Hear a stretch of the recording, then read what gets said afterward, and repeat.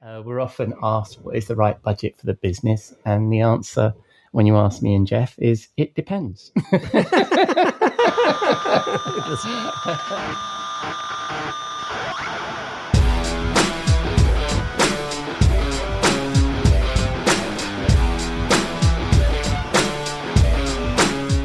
Hello and welcome to episode 278 of the Rockstar CMO effing marketing podcast, a proud member of the Marketing Podcast Network. Hope you're well and are staying as sane as you feel you need to be. I'm your host, Ian Truscott, managing partner of B2B tech advisory Velocity B, and on this podcast I chat with a band of marketing chums who share their marketing street knowledge, which I hope will bring out the rockstar marketer in you. This week, marketing strategist, principal analyst at Cleantech Insiders, Jeff Clark, and I dive into budget benchmarks as I pick his brains from his experience doing this at Forrester.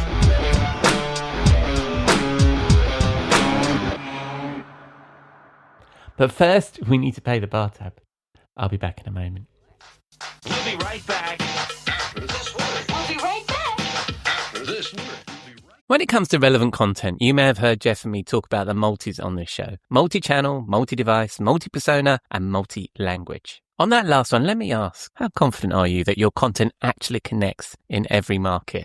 You're not sure? Well, it might be time to check out Phrase. In our experience, this stuff used to be hard, but Phrase makes it simple with its industry-leading AI localization platform that helps you deliver content in multiple languages without losing your tone, your message, or your mind. It automates the manual work, slashes review time, and gives you real data on what's working and where. Brands like Uber and Zendesk trust Phrase to scale their content across the globe and get it right every time. If you're serious about reaching more people and driving better results internationally, head over to phrase.com/MPN and take a look. That's phrase.com/MPN. This episode is brought to you by LifeLock. Between two-factor authentication, strong passwords, and a VPN, you try to be in control of how your info is protected. But many other places also have it, and they might not be as careful.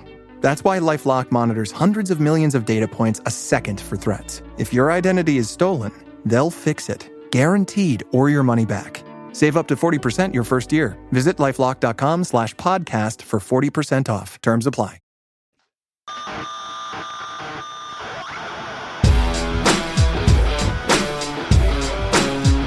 Ian, welcome to the Rockstar CMO studio. How are you doing? I'm doing very well, mate. How are you? Good. It is, we're having, I guess to jump right in the weather because that is the news on the East Coast. Probably it'll continue for when you post this. It is hot. Yeah. And, we got up near 100 degrees Fahrenheit yesterday.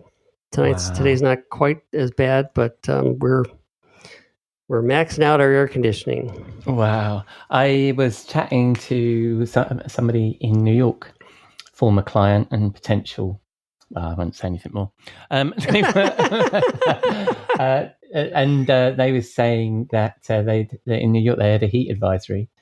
And she was saying things weren't working properly.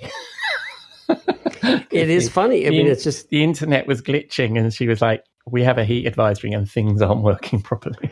It is funny, the things that you just take for granted that all of a sudden, on the cold end or the extreme hot end, it's like all of a sudden we're not well prepared for global warming, that's for sure. No, well, we had a really hot spell for a few days and it's cooled right back down again now. So, but it is amazing, isn't it? It is amazing how the world changes when it gets hot, and us Brits, it doesn't take very many degrees up the old much mercury to move for us to go from moaning about the rain to moaning about the heat.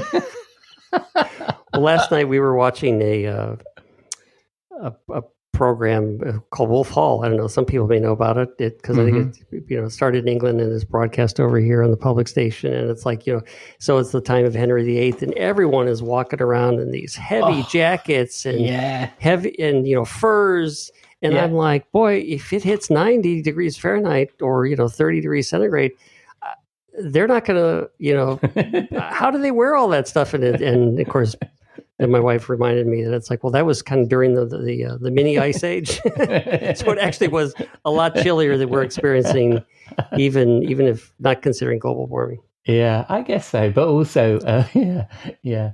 But I don't think, I think, isn't that part of the challenge that Western people had in the colonies, in the the attire that we chose? Not going to mention the British redcoats or anything like that. Yeah, don't. Yeah. No. Anyway, let's get back to business, fella. And I can't remember why we got on this topic. I think we just picked up a few articles that we were reading. But we've talked about budgeting in the past, and often and so we've talked about it at kind of a high level of the things that we need to consider. I think we've probably got 5 effing tips for creating a budget. But one of those things, one of the rabbit holes, I guess, that we skipped over was the idea of a budget benchmarking. And that's quite an important thing. So we're going to dive into that. Budget being the emotive subject for marketing that it is, we're often asked what is the right budget for the business, and the answer, when you ask me and Jeff, is it depends. And we think that, and part of that understanding and trying to get around that depends is benchmarking against your category, your competitors, and get some outside-in perspective, right? So, and I think I think what'll come out in this conversation is we've both been down that road, right? So, in the past, I've used the big analyst firms for this, either leveraging the data they have publicly, which is fairly thin, or using their services. And I actually recently ran across, which probably sparked a little bit of our conversation, is there is a really nice resource called the CMO survey that I'll link to in the show notes that talks about this stuff as well. But I thought to myself, as you are a former Forrester research director, who better to ask for a peek behind the curtain of what goes into a budget benchmark? What say you, Jeff?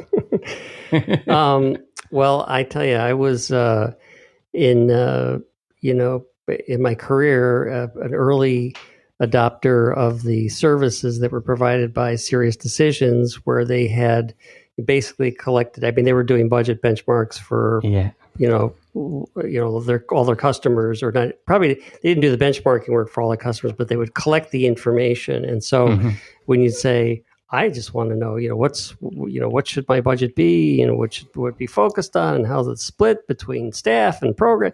And so they were, I thought, really good at helping provide information. And then I started working there, and it's like, oh, and now I can actually run this exercise for companies. And so, for clients, usually somebody in the data analytics group plus myself would work with the client and determine who we're trying to benchmark against, and what are you trying to understand, what's your situation. And so I think it's an incredibly helpful thing to do. And so I think when we were talking about this, this is a good time of year, because you don't want to do it in the midst of creating the budget, because it may be too late. So, once you've closed last year, or, close, and you've maybe got a quarter or two under your belt, and you can do a rolling 12-month of information that you can share with an analyst firm, or do your own analysis. It's just really helpful. So that's a good reason to talk about it now, and a good reason to have some tips about what you should be thinking about. Well, I think some of these projects are really good summer projects as well, aren't they? Because you've what else are you doing? But also, it sort of when things are really kicking off at the end of year, Q4 and September, you're in a good place. And what I found interesting about what you were just saying as well is, this is why you need an outside-in perspective, right? Is because you want to talk to somebody like your colleagues or yourself, and who's actually had a dozen or so of these conversations, and you get a bead on, what's going on in the market. It's very hard to do that on your own, isn't it? And, absolutely. So, according to the editorial policy of the show, you have lined up 5 effing tips to take us through. So thank you very much for that. So what's number 1? I couldn't think of a 6th one anyway. Sometimes I like to break I got to rein you in sometimes. Yeah. So, the first tip is just understanding why benchmarking your budget is important, because it's when you're, so as a CMO, when you're advocating for investment in marketing, whether it's you're asking for more or you don't want to do less, you really have to educate senior leadership on what a good investment in marketing for your company looks like, because every other exec is going to have their own opinion. CFO is going to have an opinion. They may have heard, from colleagues, or they've read some report and they say, I understand that it's supposed to be X, blah, blah, blah. But, you'll get questions like, what do our competitors spend? Are we spending too much on staff? Are we spending too much on shows and conferences, sponsorships? And what are we getting for our investment? Yeah. So, I think as much as those things put you on the defensive, they are legitimate questions that deserve answers. And you want to, it's like you want to be the person who's providing the answer and not have some naysayer on the exec team or the CFO go, I think we're spending way too much, So being able to, do the analysis, and report back to them demonstrates your fiscal responsibility, puts you in a position to either argue for more investment, rebalance your investment. You've got you've got too much on staff and you need to shift to programs, or you need to make investments in technology. And how do you balance that with the other allocations, and also defending against cuts, which, considering, I think it was, the Gartner report showed, marketing spend is down for this coming year. I can't remember the percentage, but 15% seems to stick in my mind. So for these reasons, it's best to find, a service that can help you do this benchmark, with your data against a peer set of companies, not just looking at gross percentages, because the industry averages are good, particularly for seeing trends. But they can be viewed as too general, because some exec could say we're not like all those other companies. Yeah. And also the analyst data varies. If you go to Gartner, they have a different way of looking at it than Forrester, that might be different than the CMO survey. And maybe not wildly different, but different enough that makes it hard for you to do the kind of comparison that you'd want to do. Golly, there's quite a lot to unpick out of that. One of the things I was thinking about when you were talking earlier on as well is actually, I think that if you can give some budget back, then you're going to be a hero, right? So I think that sometimes benchmarking is good to get a sense of, is this organization as lean as it should be? So exactly. I don't think we all, we in marketing are always portrayed as wanting more budget and defending our budget and being insecure and all that kind of stuff.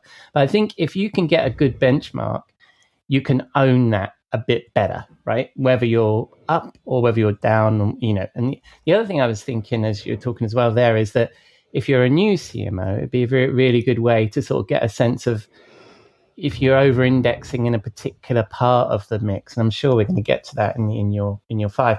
And then the other thing you were saying is like this bit about averages is very tricky, isn't it? So if you go and try and do this research yourself and you pick out these little bits, it's you can find statistics that will support any hypothesis, really, can't you? Correct. So it's got to be that.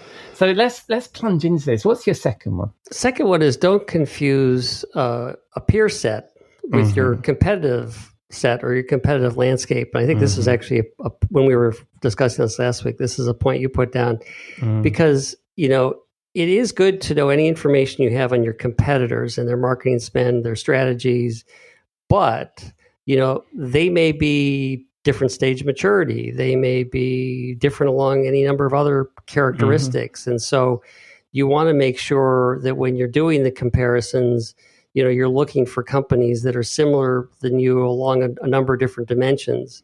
And again, the competitor information might be good, because you might want to look at what's their total sales and marketing spend that you can get from financial reports, as a percentage of revenue. And particularly in the sort of channels that you're in, what's their ad spend, their presence, their tactics, what, conferences they go to, what, how, if you can get a sense of how they're spending, that is great information to know.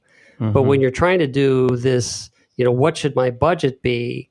You want to pick a peer set that has, it's in a similar set of companies that are in like a similar sector, because B2B technology spends more than, like around 6% of revenue in general. Manufacturing, is like 3%. The size of company, is another thing that's different because, a company with one product line is going to be simpler than a company with multiple product lines. And the interesting thing is companies, bigger, more complex companies that have that are much larger do tend to spend a less percent of revenue on marketing. Then there's the global versus regional dynamic. Global companies have higher staff costs, services costs, translation costs, et cetera.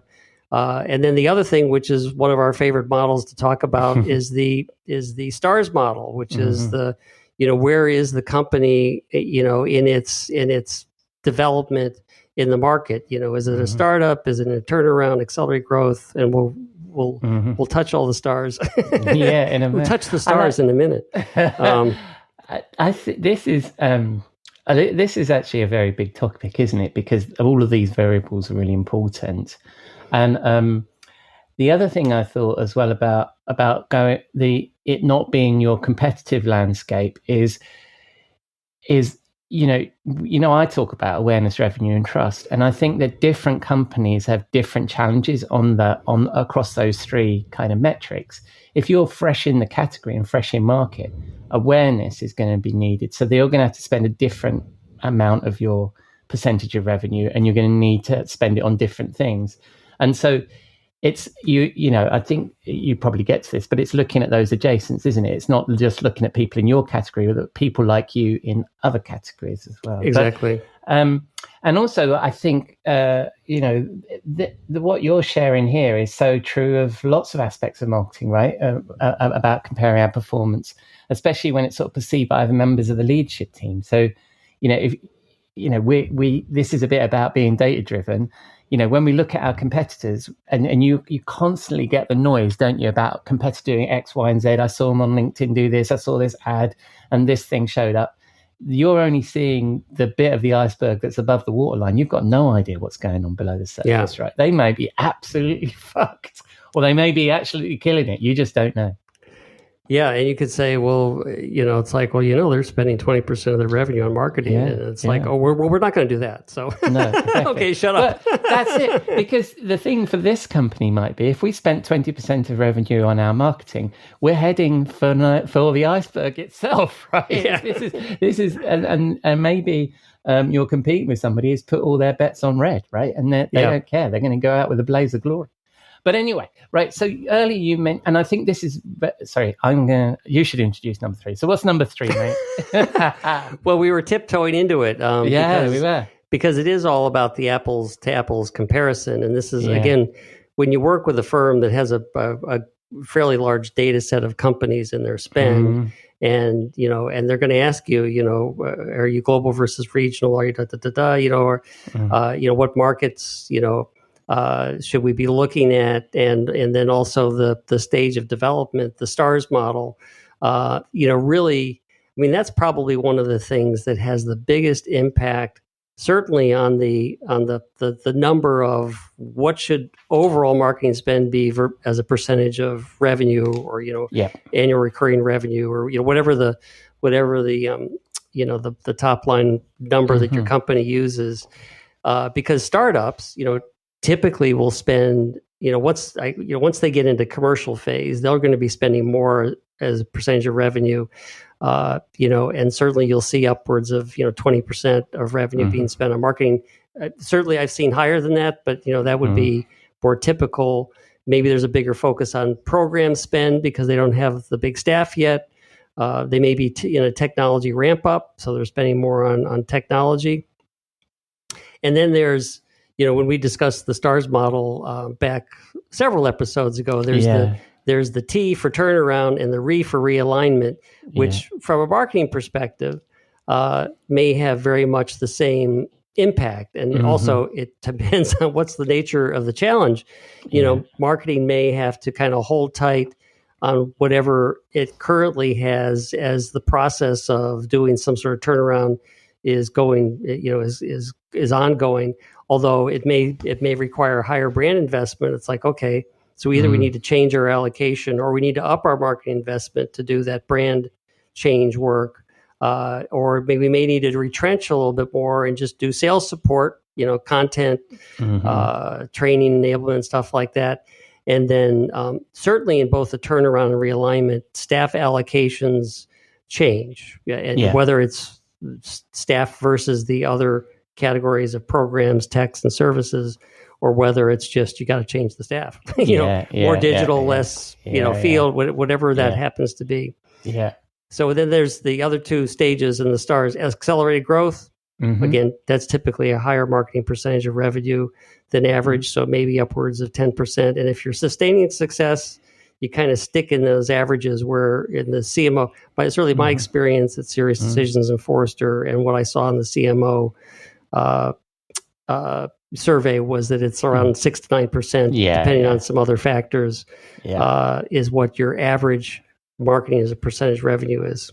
Yeah, I've always used that figure, actually. If I don't have the opportunity to do a benchmark with somebody, I think often, if you look at the Gartner stuff, it's around that same. But to your point, I think it's a good idea to do this work as well as you can and as finite as you can, or what's the right word? Fidelity. Get the right fidelity on this, because there's a big difference between 6 and 9% in terms of cash, right? So you really want to get this, if you want to get this right. And the other thing I like about the STARS model, and, again, whether you're talking about budget or measurements or anything else, it's a really good way to have a conversation with the leadership team to understand what the goal is. The other thing is what I've seen is that an organization over a period of, say, 2 years or something, during your tenure as CMO, may go from being, accelerated growth, you get some investment in, and then you need to realign because something happens, and then you're in sustained success, and then you get a bit of a knockback and you're in a realignment phase. You need to be monitoring this, or maybe not quarterly, but you need to be keeping an eye out of what's happening to the business. Is it changing on this STARS model? And also the most important thing is, do all the execs agree where you are on the STARS model? Because people may think... That is a good question. Yeah. We're doing really well. We're sustaining success. No, I'm not sure. I think this is a turnaround and we need to do some work. So I think that's cool. So let's... so sticking with the... I shouldn't refer to the notes, I should let you introduce it. So what's the fourth, Jeff? Well, the fourth one is what to consider or what do you consider to be in the marketing budget? Can I also just interrupt for a sec, because I just wanted to make this point last time and I forgot. Also, when you look at these models, is what do people consider to be revenue? So if you're talking about percentage of revenue, different, and then you talk about ARR and you talk about all this kind of stuff, that, sometimes they talk about percentage of turnover. You need to be very specific about that. But anyway, back to your point, sorry. And certainly the analyst firms will, this is one of the things is that you typically have to fit your data into their model to get the comparisons. And so this is where sometimes you have to do a little bit of math, because for things to fit into the categories that they can compare you on an apples to apples comparison, you need to, be measuring, like you say, revenue, maybe not necessarily a certain way, but at least be clear about how you are measuring revenue. And you need to be clear about what goes into what category, which actually gets a little bit more into this point, is what you consider in the marketing budget. Yeah. So, when we, we're doing these types of benchmarks at Forrester Research, it's like programs, staff, technology, and services. And the distinction of services from program is that if you outsource functions, BDR, you're outsourcing data, you're outsourcing, this is not necessarily your analyst contracts, or maybe not even your ad agency contracts, but this is kind of like when you're, so you can balance the idea that we have staff. So, and that staff's going to be rolled up, their benefits, their travel, education, memberships, blah, blah, blah. That rolls into a staff category. And then services is when like I said, we're outsourcing a whole chunk of marketing to somebody else. Programs, little easier to define ads, events, data, reports, everything that you kind of put into your campaign and the creative teams and the PR teams that's not related to their own personal, salaries. Those are your program costs. And then technology, your subscriptions, support fees, licenses, if you still do, on-premise software, implementation services, and so, you want to be able to, you want to be able to know how the company you're working with, who's doing whether you're actually reading a report or the company that's helping you do this analysis, you want to make sure that you've got your definitions and their definitions to align, because you may need to shift things from one bucket to the other. And that's where, when you look at numbers that come out of Gartner or Forrester that they publish, you'd say, well, there's a big difference here, like the technology spend. At Forrester, we was like, the technology spend is the spend of the whole budget. At Gartner, they would do the percentages. It's like, what's the technology percentage of the program budget? And it's like, okay, now we're not doing apples to apples. So that's what you got to make sure you do when you're doing this analysis. Yeah. And I think this is, as I mentioned about revenue, but also what you include in marketing budget. In fact, somebody that we quote a lot, Kerry Cunningham of 6 Sense, we were talking about 6 Sense last week. He published a LinkedIn post about some survey that they'd done about how much budget marketers were spending on AI. And I said, well, is that AI technology or is that AI services? Is that because what I'd just written for my blog was that AI is free puppies. It isn't free beer, right? There is a cost associated with implementing a new AI tool, and that is that you're going to need to train it. You're going to need to, work with it and stuff. And I said, when you surveyed these marketers, did they include the budget of doing that as well as the tech? And he was like, "Oh, I don't know." It's like, don't know. So that's always the challenge, isn't it? Whatever topic you're going for is trying to get that, and trying to get that right.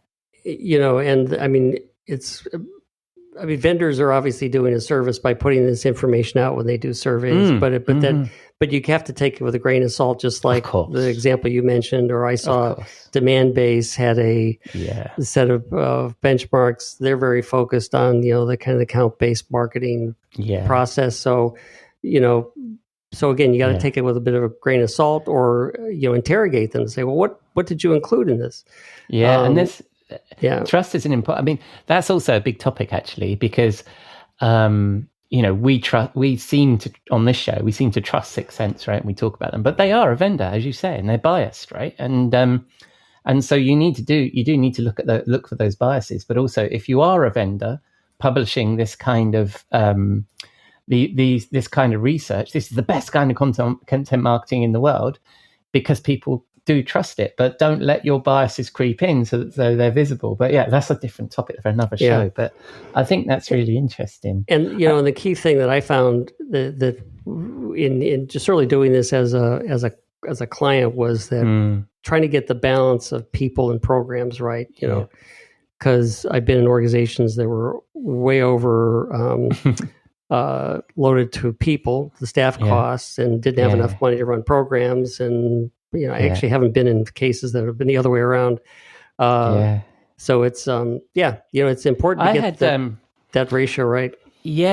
God, this is going back quite a few years. I wrote some stuff about CMOs that kind of outsource their brain and they're just surrounded by agencies. You need to be an intelligent client, and to be an intelligent client, you need experts on your team. So you need the right ratio of people to technology to agencies. Just exactly what you just said. I think you're spot on there. Getting that ratio is the tough bit. But anyway, so we've done 4 so far. We're running way over time as usual, so that's fine. It's just such a fun topic. Who knew?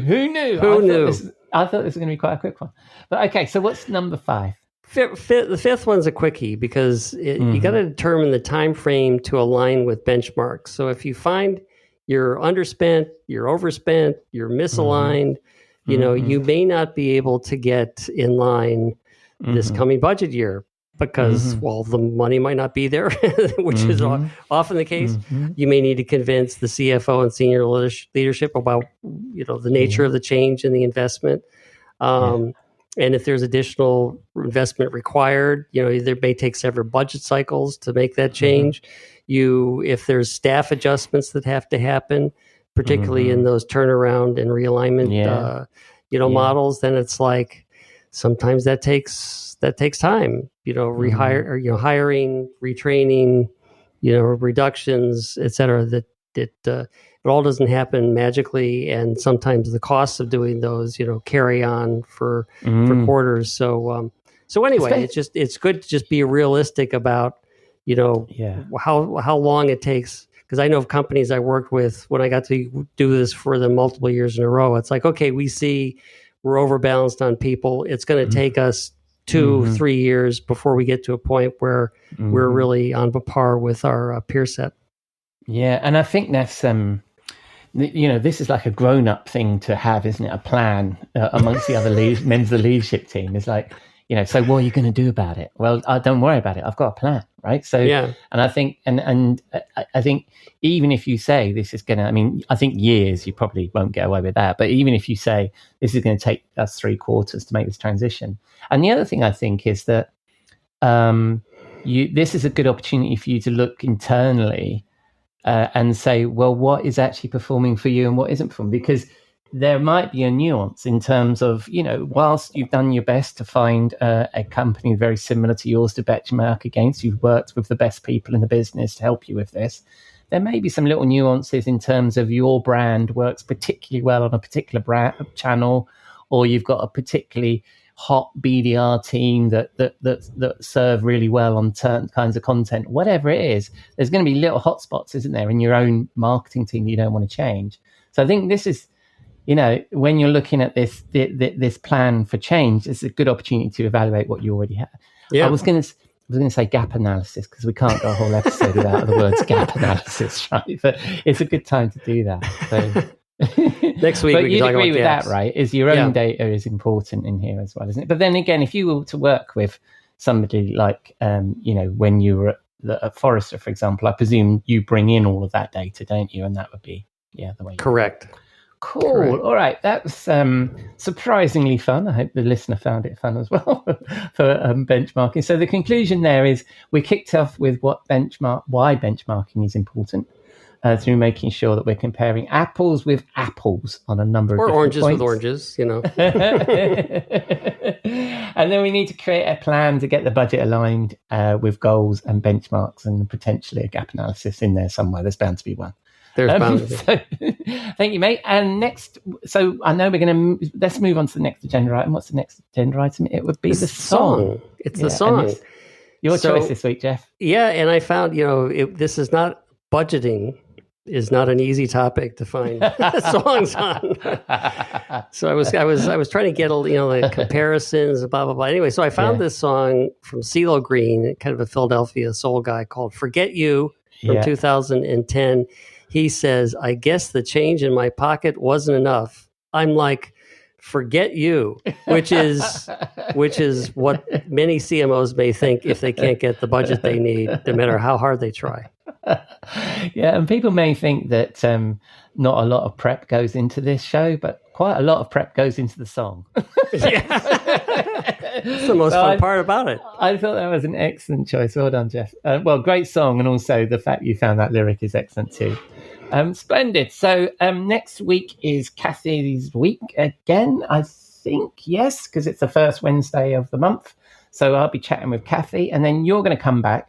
And I think next time we're actually going to dive in, because this budgeting benchmarking topic was so fun, we're going to dive into, and I'll include some of these things in the show notes. So in preparation for this, we looked at 5 different methodologies across Gartner, CMO Survey, Demand-Based, Forrester, Insight Partners, and we'll just have a little bit of a deep dive into some of those and have a look at some of the methodologies there were we use. Interesting things that pop out. There was like, ooh, that doesn't quite fit into our topic, but it's worth talking about. Yeah, so we'll cover off some of that. So hopefully you enjoy this topic. We'll do a little bit more in a couple of weeks. So I'll see you then, Jeff. Sounds good. Have a good one, my friend. See Cheers. You then. Bye-bye. Cheers. Bye-bye. See you driving round town with the girl I love, and I'm like, forget you. I guess the change in my pocket wasn't enough. I'm like, forget you. forget her too. Said if I was richer, I'd still be richer. Thank you, Jeff. And that was a little snippet of CeeLo Green and Forget You.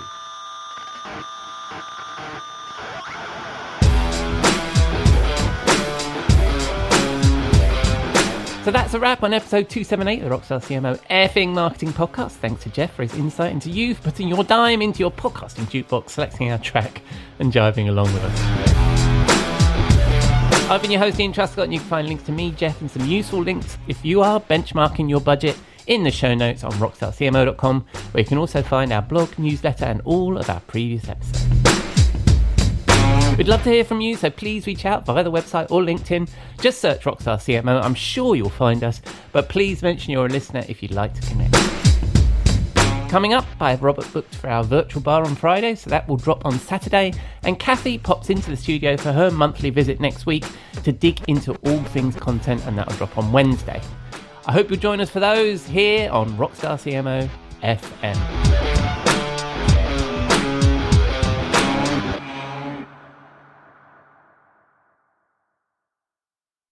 You may know you're listening to this show along the Marketing Podcast Network, but did you know there are other great shows on MPN to help your business? Robbie Samuels hosts the On the Schmooze podcast. Robbie, tell listeners what to expect from the show. Since 2015, I've interviewed entrepreneurs who overcame challenges to achieve success in their field or industry. Tune in to On the Schmooze to listen as I ask deep questions to elicit untold stories about leadership and networking. And where can people subscribe? Find the show at ontheschmooze.com or on marketingpodcast.net, or just search for it wherever you get your podcasts. You heard them. Go subscribe. This podcast is heard along the Marketing Podcast Network. For more great marketing podcasts, visit marketingpodcasts.net.